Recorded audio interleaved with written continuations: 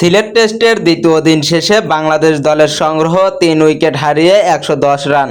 প্রথম ইনিংসে লিটন দাসের সেঞ্চুরিতে ভর করে ২৭৮ রান করে বাংলাদেশ।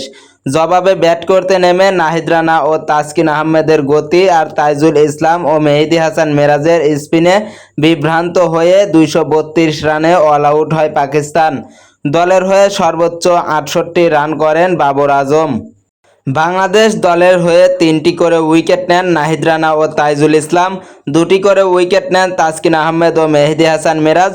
প্রথম ইনিংসে পাওয়া ৪৬ রানের লিড নিয়ে দ্বিতীয় ইনিংসে ব্যাট করতে নেমে দ্বিতীয় দিন শেষে বাংলাদেশের সংগ্রহ ৩ উইকেট হারিয়ে ১১০ রান। ৬৪ বলে ১০টি বাউন্ডারির সাহায্যে ৫২ রান করে ফেরেন ওপেনার মাহমুদুল হাসান জয়।